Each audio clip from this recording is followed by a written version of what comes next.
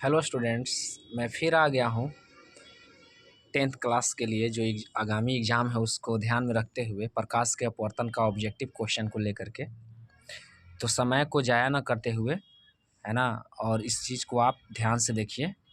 और मैं उसी तरह से फिर आपको प्रश्न के साइज के अनुसार आपको मैं समय दूंगा और आगे बढ़ते चले जाऊंगा 20 नंबर तक।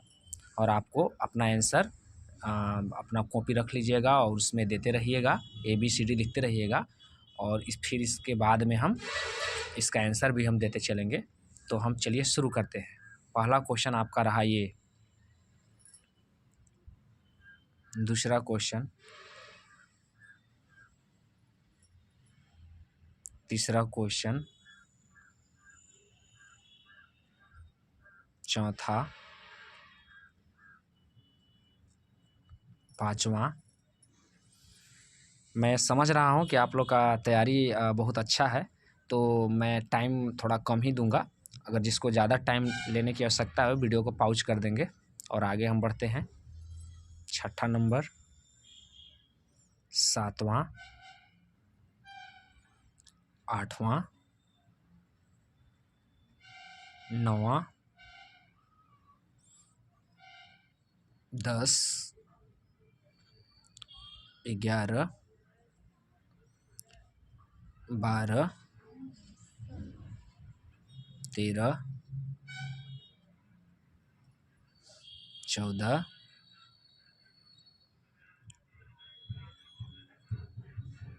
15,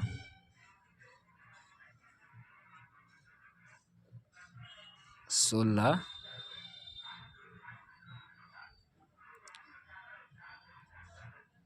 17। मैं कोशिश करूँगा नेक्स्ट वीडियो में थोड़ा सा और समय दूंगा, क्योंकि होता है कि कुछ कुछ क्वेश्चंस तो पढ़ लेते हैं, लेकिन फिर उसका आंसर को सोचने में भी टाइम चाहिए होता है। लेकिन चूंकि मेरा वीडियो लंबा हो जाएगा, तो आप थोड़ा सा ये ज़रूर करना कि वीडियो को पॉज कर लेना। चलिए आगे बढ़ते हैं। 18, 19 और ये रहा 20।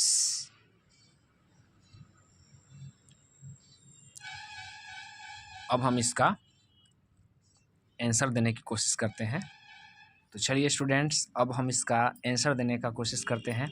आप लोग मेरे साथ बने रहिएगा, है ना, क्योंकि आप लोग का 10th का एग्ज़ाम है और मेरी पूरी कोशिश रहेगी कि इस तरह का सारे चैप्टर का फिजिक्स में मैं ऑब्जेक्टिव क्वेश्चन दूँ। फिजिक्स में ही क्यों, सारे सब्जेक्ट में मैं ऑब्जेक्टिव क्वेश्चन दूंगा और मैं इसका आंसर देते रहूँगा।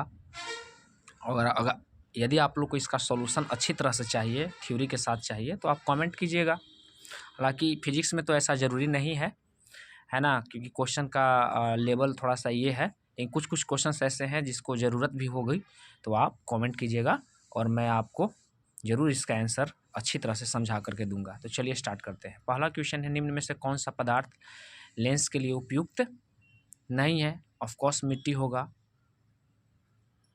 दूसरा क्वेश्चन है, एक उत्तल लेंस है। एक उत्तल लेंस क्या है? किनारों की अपेक्षा बीच में अधिक मोटा होता है। सही बात है। 1 मीटर फोकस दूरी वाले लेंस की क्षमता क्या होगी? 1 मीटर फोकस दूरी वाले लेंस की क्षमता क्या होगी? तो आपका हो जाएगा 1D। 2D क्षमता वाले, चौथा नंबर क्वेश्चन है, 2D क्षमता वाले लेंस का फोकसांतर होता है, कितना होता है? लेंस का फोकसांतर होता है आपका ये C नंबर। नेक्स्ट, अवतल लेंस का आवर्धन क्या होगा? अवतल लेंस का आवर्धन V/U। निम्न में से किसका अपवर्तनांक सबसे अधिक होता है? हीरा का होगा। निम्न में से किस लेंस, 7 नंबर क्वेश्चन हाँ, आपका ध्यान क्वेश्चन पर रहना चाहिए स्टूडेंट्स, क्योंकि मैं पढ़ रहा हूँ, आप सुन भी सकते हैं। निम्न में से किस लेंस को अभिसारी लेंस कहते हैं? उत्तल लेंस को कहेंगे, है ना। नेक्स्ट है, किस माध्यम के अपवर्तनांक का मान होता है? अपवर्तनांक का मान बताना है, sin I/sin R होगा। नेक्स्ट, किस लेंस के द्वारा सिर्फ काल्पनिक प्रतिबिंब बनता है? किस लेंस के द्वारा और 9 नंबर क्वेश्चन है कि किस लेंस के द्वारा सिर्फ काल्पनिक प्रतिबिंब बनता है। लेंस कह रहा है तो आपको अवतल होगा। प्रकाश के अपवर्तन के कितने नियम होते हैं? प्रकाश के अपवर्तन के 2 नियम होते हैं। परावर्तन के भी 2 नियम होते हैं। लेंस में मुख्य फोकस की संख्या कितनी होती है? 2 होते हैं, क्योंकि दो अपवर्तक सतह से घिरा होता है, इसलिए 2 होंगे।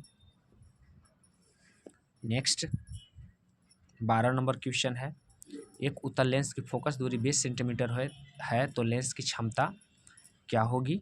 लेंस की क्षमता हो जाएगी आपको C 5 डायोप्टर। अपसारी लेंस के नाम से किसको जानेंगे? अवतल लेंस को जानेंगे। किस लेंस द्वारा उत्पन्न आवर्धन का SI मात्रक होता है? आप हमेशा जानते हैं कि आवर्धन मात्रक विहीन होता है। निम्न में से किस लेंस की फोकस दूरी धनात्मक होती है? लेंस की फोकस दूरी धनात्मक होती है लेंस की। कौन सा लेंस की फोकस दूरी धनात्मक होती है? 15 नंबर क्वेश्चन है उत्तल लेंस की। सरल सूक्ष्मदर्शी में किसका उपयोग होता है? उत्तल लेंस का होता है। लेंस की क्षमता का SI मात्रक क्या होता है? डायोप्टर होता है।